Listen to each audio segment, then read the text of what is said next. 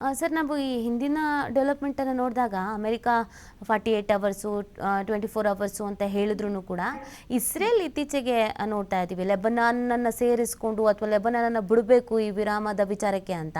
But Israel ನಾವೇನು ಮಾಡಬೇಕು ಅಂದ್ಕೊಂಡಿದ್ದೀವಿ ಅದನ್ನೇ ಮಾಡ್ತೀವಿ ಅಂತ. ಸೊ ಈ ಕನ್ಫ್ಯೂಷನ್ಸ್ ಹಾಗೆ ಮುಂದುವರಿಯೋದ್ರಿಂದ ಹೆಂಗೆ ಬಗೆಹರಿಸ್ಕೊಳ್ಬೋದು, ಇವತ್ತು ಮಾತುಕತೆಗಾದ್ರೂ ಹೆಂಗೆ ಮಾಡ್ಬೋದು ಅನ್ನೋದೇ ಪ್ರಶ್ನೆ ಸರ್. ಇರಾನ್ 10 ಪಾಯಿಂಟ್ಸ್ ಏನಿತ್ತು, ಆ 10 ಪಾಯಿಂಟ್ಸ್ ಅಲ್ಲಿ ಒನ್ ಆಫ್ ದ ಪಾಯಿಂಟ್ಸ್ ಅವರ ಒಂದು ಇದೇನಿದೆ ಅಲೈಸ್ ಯಾರ್ಯಾರು ಇದ್ದಾರೆ ಆ ಎಲ್ಲಾ ಅಲೈಸ್ ಮೇಲೆ ಅಟ್ಯಾಕ್ ನಿಲ್ಲಿಸಬೇಕು ಅನ್ನೋದು ಅವರ ಒಂದು ಕಂಡೀಷನ್.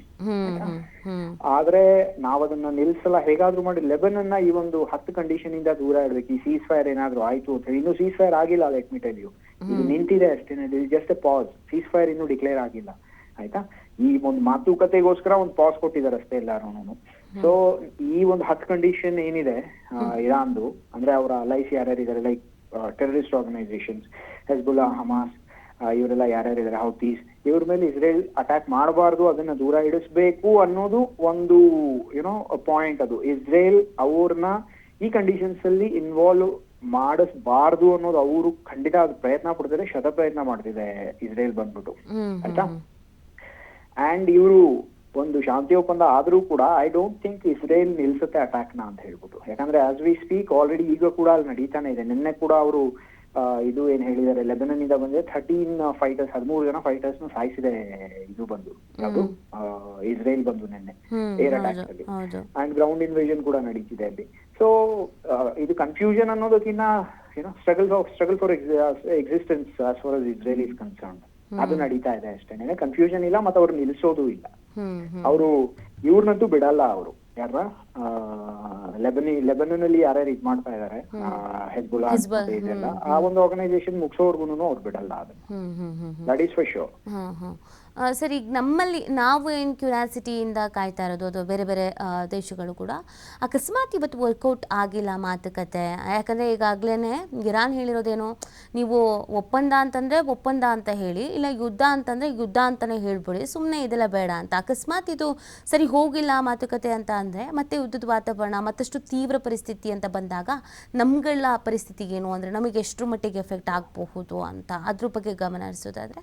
ಎಫೆಕ್ಟ್ ಅಂತೂ ತುಂಬಾ ಕೆಟ್ಟದಾಗಿರತ್ತೆ ಇದು ಇನ್ನೊಂದು ನೋಡಿ. ಯಾಕಂದ್ರೆ ಒಂದು ತಿಂಗಳಲ್ಲಿ ಏನಾಗಿದೆ ಅಂತ ಆಲ್ರೆಡಿ ನಾವು ನೋಡ್ತಾ ಇದ್ದೀವಿ, ಹೌದಲ್ವಾ.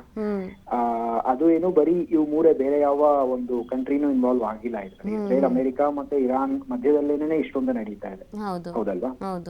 ಈ ಒಂದು ಪರಿಸ್ಥಿತಿ ಇರೋದ್ರಿಂದ ನೆಕ್ಸ್ಟ್ ಈಗ ಇದೇನಾದ್ರೂ ತುಂಬಾ ಮುಂದುವರಿತು ಅಂದ್ರೆ ತುಂಬಾ ಬೇರೆ ಬೇರೆ ಕಂಟ್ರೀಸ್ ಬಂದು ಆಡ್ ಆಗ್ತವೆ ಇದಕ್ಕೆ. ಅದು ಆಡ್ ಆದಾಗ ಕಂಡೀಷನ್ ಇನ್ನೂ ಪ್ರಾಬ್ಲಮ್ ಆಗುತ್ತೆ. ಅಂಡ್ ಸ್ಟ್ರೇಟ್ ಆಫ್ ಹಾರ್ಮುಜ್ ಅಷ್ಟು ಈಸಿ ಅಲ್ಲ ಅಮೆರಿಕ ತಗೊಳ್ಳೋದು. ಅದು ಅಷ್ಟು ಈಸಿಯಾಗಿದ್ರೆ ಅವ್ರು ಇಷ್ಟೊತ್ತಿಗೆ ತಗೊಂಡ್ಬಿಟ್ಟಿರೋರು, ಅವ್ರೇನು ಮಾಡಕ್ ಆಗ್ಲಿಲ್ಲ ಅಲ್ಲಿ. ಆ ಒಂದು ಕಾರಣಕ್ಕೇನೆ ನಾನು ಸಿವಿಲೈಸೇಷನ್ಸ್ ನ ಅಳಿಸ್ಬಿಡ್ತೀನಿ ಅಂತಂದ್ರೆ ಡೊನಾಲ್ಡ್ ಟ್ರಂಪ್ ಇನ್ 2 hours ಇದೆ ಆ ಒಂದು ಡೆಡ್ ಲೈನ್ಗೆ ಅಂದಾಗ ಶಾಂತಿ ಪ್ರಸ್ತಾಪ ತಾನೇ ಕಳಿಸ್ದ ಥ್ರೂ ಪಾಕಿಸ್ತಾನ್, ಹೌದಲ್ವಾ. ಸೊ ಪರಿಸ್ಥಿತಿ ಹೀಗಿರುವಾಗ ಕಂಡೀಷನ್ಸ್ ಏನಿದೆ ಅದು ತುಂಬಾ ಇನ್ನು ಡಾರ್ಕ್ ಆಗಿರತ್ತೆ, ಇದು ತುಂಬಾ ಕಷ್ಟಕರವಾಗಿರುತ್ತೆ ಅವೆಲ್ಲಾನು. ಆಯಿಲ್ ಕ್ರೈಸಿಸ್, ಫುಡ್ ಕ್ರೈಸಿಸ್, ಇದೆಲ್ಲಾನು ಸ್ಟಾರ್ಟ್ ಆಗಿದೆ. ಯಾಕಂದ್ರೆ ಮಿಡ್ಲ್ ಈಸ್ಟ್ ಅಲ್ಲಿ ಆಲ್ರೆಡಿ ಸ್ಟಾರ್ಟ್ ಆಗ್ಬಿಟ್ಟಿದೆ.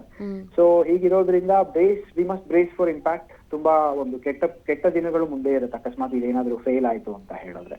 And in all probabilities let me tell you, ಎಲ್ಲಾರು ಸೇರಿ ಒಂದು ಇದಕ್ಕೆ ಬಂದ್ಬಿಡ್ತಾರೆ ಕನ್ಕ್ಲೂಷನ್ಗೆ, ಇವತ್ತೇ ಆಗ್ಬಿಡುತ್ತೆ ಅಂತ ಯಾರು ಹೋಪ್ಸ್ ಇಟ್ಕೊಳ್ಳೇಬಾರ್ದು. ಅದು ಆಗಲ್ಲ ಅದು, ಯಾಕಂದ್ರೆ ಕಂಡೀಷನ್ಸ್ ಆ ರೀತಿ ಇದೆ. ನ್ಯೂಕ್ಲಿಯರ್ ಪ್ರೋಗ್ರಾಮ್ ಇವ್ರು ಸಸ್ಪೆಂಡ್ ಮಾಡಲ್ಲ, ಮತ್ತೆ ಹೆಜ್ಬುಲ್ಲಾ ಮತ್ತೆ ಇದನ್ನ ಲೆಬನನ್ ಅವರು ಸೆಪರೇಟ್ ಆಗಕ್ ಬಿಡಲ್ಲ ಇಸ್ರೇಲ್ ಇದರಲ್ಲಿ. ಯಾಕಂದ್ರೆ ಟ್ರೈಪಾರ್ಟೇಟ್ ಒಂದು ಇದಿದೆ ಇದರಲ್ಲಿ, ಏನು ಇನ್ವಾಲ್ವ್ಮೆಂಟ್ ಇದೆ, 3 ಪಾರ್ಟೀಸ್ ಇನ್ವಾಲ್ವ್ ಆಗಿವೆ. So that is the condition. ಪರಿಸ್ಥಿತಿ ತುಂಬಾ ಕೆಟ್ಟದಾಗಿರುತ್ತೆ. Oil, gas, state of Hormuz ಇಂದ ಏನೇನ್ ಬರಬೇಕು, ಯಾಕಂದ್ರೆ ನಮ್ಮ ಡಿಪೆಂಡೆನ್ಸಿ ತುಂಬಾ ಇದೆ. ನಾವ್ ಎಷ್ಟೇ ಡೈವರ್ಸಿಫೈ ಮಾಡಿದ್ರು ಬೇರೆ ಕಂಟ್ರೀಸ್ ಇಂದ ತರಿಸ್ಕೊಳಕ್ಕೆ ಇಟ್ ಟೇಕ್ ಟೈಮ್. ಇದೆಲ್ಲ ಇಂತ ಒಂದು ದೊಡ್ಡ ಆಘಾತನ ತಡ್ಕೊಳಕ್ಕೆ ಮತ್ತೆ ಅದನ್ನೆಲ್ಲ ಈಕ್ವಲೈಸ್ ಮಾಡಕ್ಕೆ, ಏನು ಡ್ಯಾಮೇಜ್ ಆಗಿತ್ತು ಅದನ್ನೆಲ್ಲ ಈಕ್ವಲೈಸ್ ಮಾಡಕ್ಕೆ ಟೈಮ್ ಆಗುತ್ತೆ. ಓಕೆ, ಥ್ಯಾಂಕ್ ಯು ಸರ್ ಟಿವಿ5 ಜೊತೆಗೆ ಮಾತನಾಡಿದ್ದಕ್ಕೆ.